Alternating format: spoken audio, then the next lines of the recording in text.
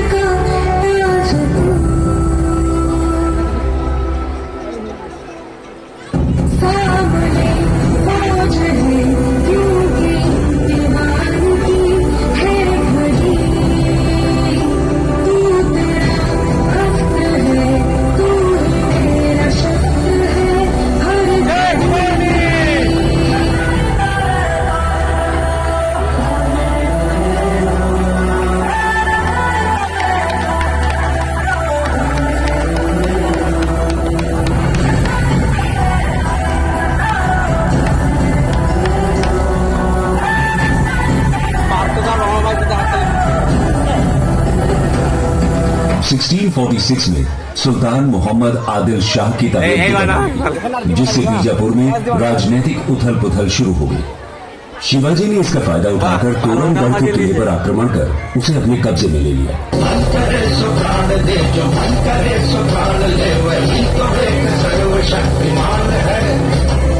विश्व की पुकार है ये भागवत का सार है कि युद्ध ही तो वीर का प्रमाण है। की भीड़ हो या पांडवों का नीड़ हो, जो लड़ सका है वो ही तो महान है। जीत की हवस नहीं, किसी पे कोई वश नहीं, क्या जिंदगी है ठोकरों को मार दो। मौत अंत है नहीं तो मौत से भी क्यों डरे, ये जाके आसमान में दहाड़ दो। है प्रचंड बोल मस्तकों के झुंड, आज जंग की घड़ी की तुमको हार दो। शान या की जान का हो जान, आगे धनुष के बाण पे उतार दो। आरंभ है प्रचंड। शिवाजी महाराज के बढ़ते हुए प्रभाव को देखकर आदिल शाह टू के रातों की नींद उड़ चुकी थी। ऐसे में उसने अपने सेनापति अफजल खान को 1657 में 20,000 सैनिकों के साथ शिवाजी महाराज का खात्मा करने के लिए भेजा। अफजल खान कद काठी और सैन्य ताकत के मामले में शिवाजी से काफी शक्तिशाली था। इसके साथ ही अफजल खान अत्यधिक क्रूर और निर्दयी भी माना जाता था। इसके बाद अफजल खान ने एक योजना के तहत संदेश भेजकर शिवाजी महाराज से भेंट करने की इच्छा जाहिर की। दोनों के बीच मुलाकात के लिए 10 नवंबर 1659 की तारीख तय हुई।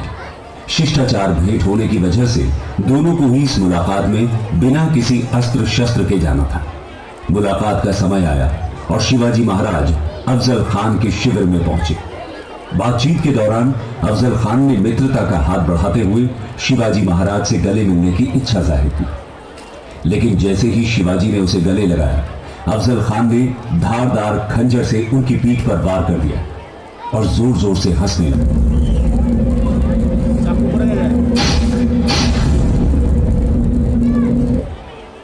दरअसल शिवाजी अफजल खान के मंसूबों से वाकिफ थे और इसीलिए उन्होंने लोहे का कवच पहन रखा था, जिस वजह से उनकी जान बच सकी। इसके तुरंत बाद ही शिवाजी ने अपने हाथों के बाघ नख यानी टाइगर्स क्लॉ से अफजल खान पर हमला कर दिया और उसे मौत के घाट उतार दिया।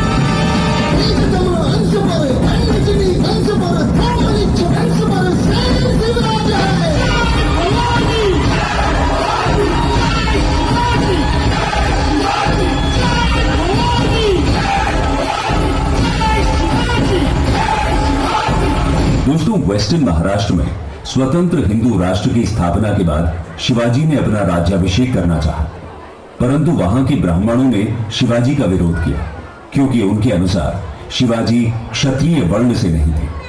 हालांकि कुछ समय बाद मंत्रिमंडल में सेक्रेटरी यानी चिटनीस पद पर तैनात बालाजी आबाजी के नेतृत्व में शिवाजी के क्षत्रिय होने का प्रमाण ब्राह्मणों को दिया गया।